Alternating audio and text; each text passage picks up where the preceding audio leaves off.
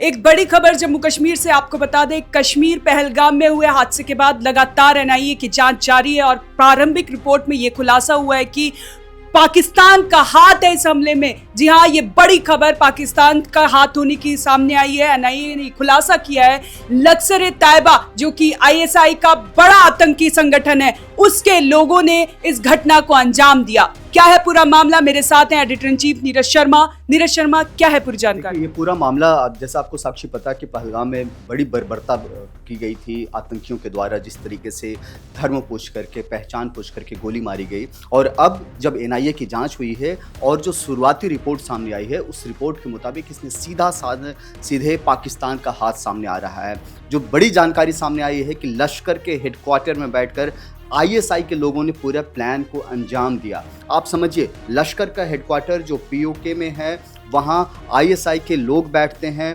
वहीं हमले को लेकर के पूरी प्लानिंग की जाती है और उसके बाद इस घटना को अंजाम दिया जाता है। अभी जो अपने पास जो जानकारी सामने आई है साक्षी, वो और भी चौंका देने वाली है।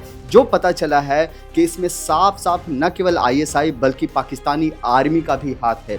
पाकिस्तानी आर्मी के सहयोग से इस पूरे वारदात को अंजाम दिया गया।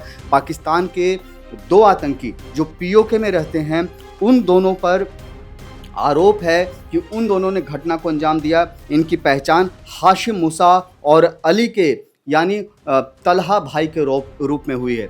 हाशिम मूसा और अली ने इस पूरे वारदात को अंजाम दिया और ये सब किसके कहने पर हुआ है? तो लश्कर-ए-तैयबा जिसका चीफ है हाफिज सईद के गुर्गों ने इस पूरे घटना को अंजाम दिया। जो जानकारी सामने आई है उसके मुताबिक यह भी पता चला है कि जो लोग इसमें शामिल थे वो लगातार हाशिम मूसा और अली अपने पाकिस्तान में बैठे हैंडलर्स के साथ लगातार संपर्क में थे।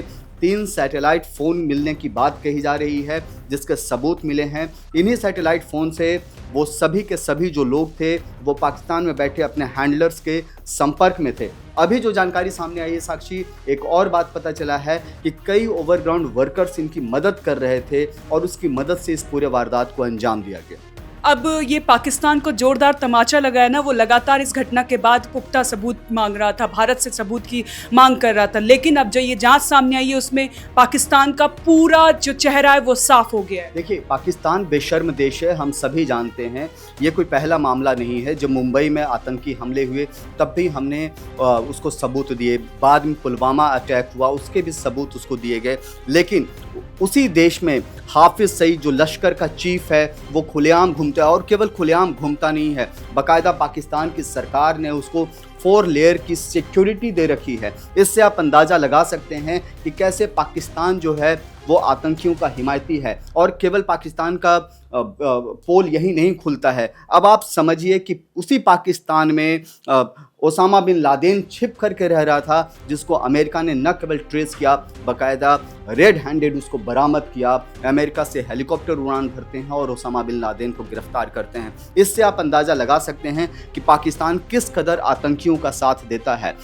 जो सबूत की बात आप कर रहे हैं, तो सबूत का एक बड़ा छोटा सा ट्रेलर ओसामा बिन लादेन है और हम सबको पता है कि दाऊद इब्राहिम वहीं है, हाफिज सईद वहीं है, सैयद मसूद वहीं है, अजहर मसूद वहीं है जो जैश मोहम्मद का चीफ है। और हम सबको पता है कि ये लोग किस तरीके से आतंकी वारदात करते रहते हैं।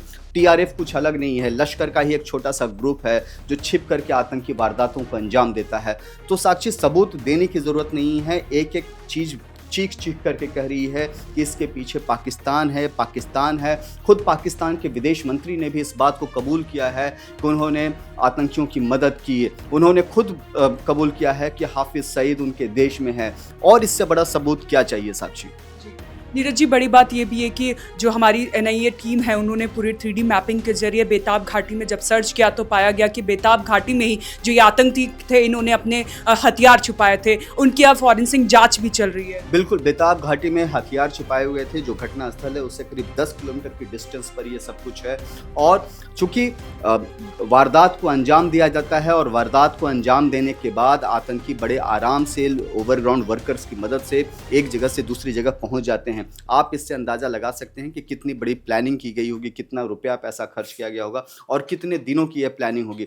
फिलहाल एनआईए की जांच जारी है। जैसे जैसे और जांच की रिपोर्ट सामने आएगी हम आपके साथ शेयर करेंगे। जी नीरज जी, बहुत बहुत धन्यवाद आपका। आपको बता दें ये बड़ी खबर जम्मू कश्मीर के पहलगाम से लगातार एनआईए की टीम जांच कर रही है और बड़े बड़े खुलासे कर रही है। अब ये खुलासा कि पाकिस्तान के हाथ होने के पुख्ता स्वरूप जो सबूत हैं वो एनआईए की टीम के हाथ लगे हैं। अब क्या खुलासा होता है हम पल पल की अपडेट आप तक पहुंचाते रहेंगे। तब तक आप बने रहें हमारे साथ और देखते रहें one nation one group news.